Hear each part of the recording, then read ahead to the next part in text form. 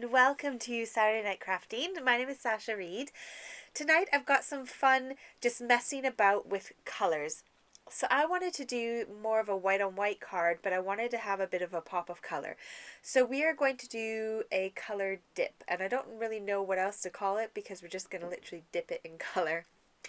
So I'm going to use some flowers today. Use whatever you've got in your stash. If you've got butterflies, if you've got balloons, if you've got flowers, just some kind of die cut. If it's got some embossed detailing in it, that will be really good.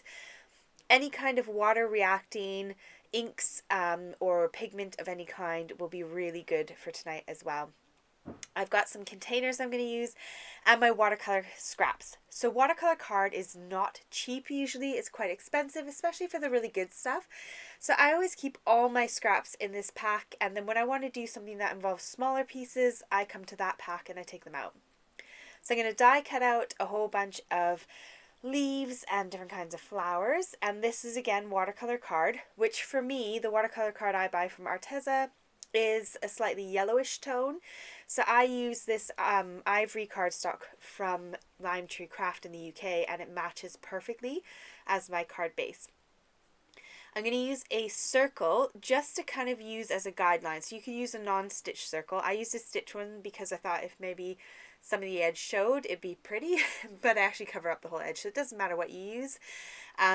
You can cut one out by hand, just trace something circular. It gives us a guideline to work with to kind of create not a wreath, but just a beautiful line, I guess I should say, because I'm not so good with the eyeballing it. I'm going to take some of my ink refill and put probably about 4 to 5 drops roughly in each container. Now you can use either water or alcohol, so either isopropyl alcohol if you're in the UK or rubbing alcohol if you are in the North America area, and you can do this sort of technique with either of those as long as you have a water reactive pigment or ink or whatever your medium is that you're working with to add your color. Food coloring would very likely work as well, so if that's all you got, use that. I'm going to use the rubbing alcohol, which I brought over from Canada, and mix that in with my ink. Now the reason I used the rubbing alcohol is that I wanted it to dry quicker, and I figured the alcohol would dry a lot quicker than water, so that's why I used the alcohol. Now it was a nice oopsie, but it worked out way better than the water. I'll share with you by the end of the video what it looks like when you use just water versus what it looks like when you use the alcohol. And I found the alcohol was quite fun because it, with the distress inks, it seemed to separate out the color a bit and gave you more of a 2 to 3 tone color, which is quite fun. So you'll see that difference in a minute, because I do go and make up a batch of the seedless preserves with water rather than alcohol, just to kind of show you the difference that it looks like. Now I had tons left over after I dipped all my bits, so I decided to go and take my cards. These are watercolor cards, and I just decided to dip it in the leftover ink as well. And I did some with just one edge and some with two, and I loved the result. So here on the right is the solid ink with water. So this is the seedless preserves with water. The one behind it and on the left here is the one I used alcohol with. So you can see the massive color difference. So whatever your preference may be will be your different results. So there on the left, again, is the one with water. And then on the right, that is done with alcohol. And I do have a bit of pink there on the bottom right. So you get a different look depending on what you mix your ink with and mix your pigment with. So again, on the right, water, left, alcohol. So I liked the alcohol one more. I liked that the edge kind of gave a two-tone look. So that's what I used primarily in my making today. So here's one I dipped twice, and I kind of squidged that one a bit more, so I got more of a heavy line on the one end. And it does run through the middle a bit, but I quite like it. I like that kind of funky, different edging to my card. And I do make some samples by the end, so make sure you stick around to the end of the video and see what I've made with it. So here's one where I just did the top, and I'm sorry I'm a bit off of camera. I keep trying to get my camera in the right spot on my desk, and I keep messing it up a bit. I had all of these strips that were all the same size in my little scrap pack. They're obviously left over from project ages ago, so I decided to do some double dipping, some single dipping, and you'll see some samples with those at the end as well, because I had a lot of fun and I just kept playing and playing and playing. In my stash, I've also got a big bulk bag of water bottles or spray bottles. And so with my leftover ink, because I just couldn't seem to use it up, I stuck some in there. And then that way I've got some colored spritzers as well. The pigment isn't super bright, but it is nice. So I'll share with you towards the end of the video. I spray some cards just so you can see what it looks like. So here's all my flowers and petals and leaves and things dried. And I've got that circle glued onto my card.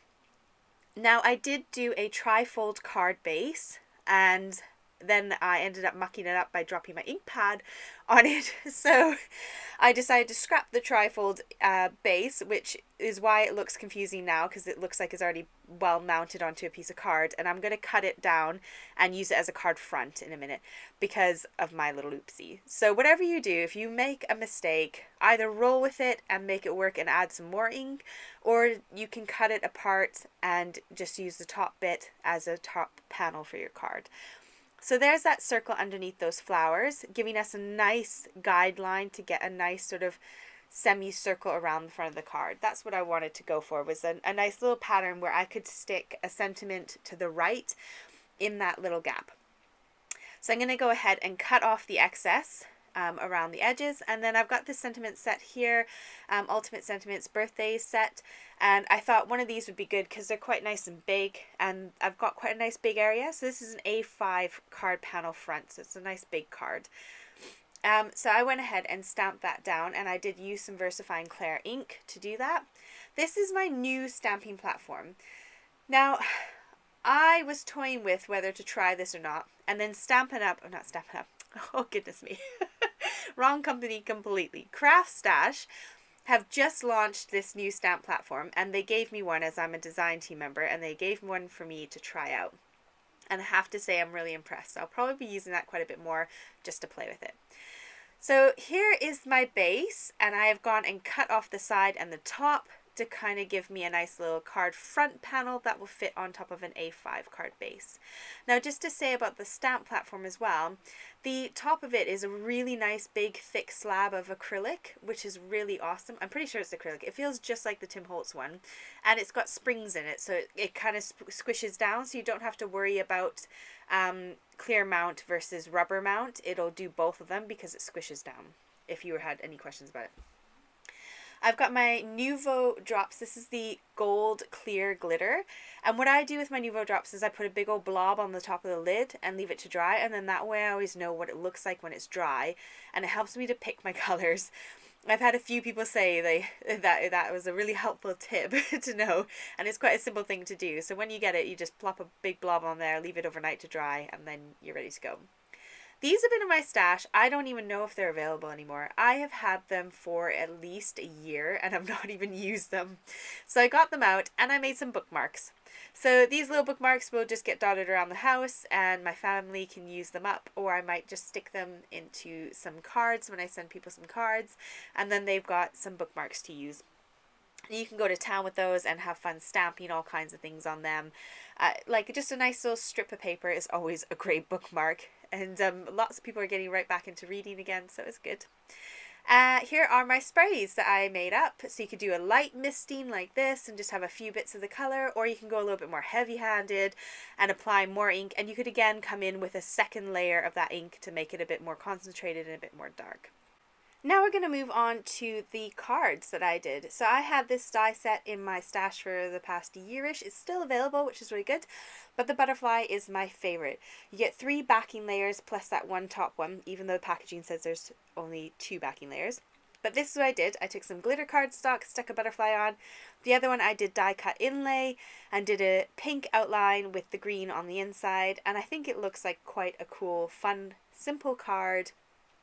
It used up that extra ink and gave me another opportunity to be creative again. So I hope you enjoyed tonight and that you had a nice glass of wine or a tea or something with you when you were watching me. I'd love it if you gave it a go, and if you want to share that with me, I've got a Facebook group that you could pop over and share it with us on. And we'll put the links to that in the description box. You can also tag me on Instagram if you have anything on Instagram you'd like to share. And other than that, I hopefully will see you on Wednesday for some midweek crafting. Take care, and thank you for watching.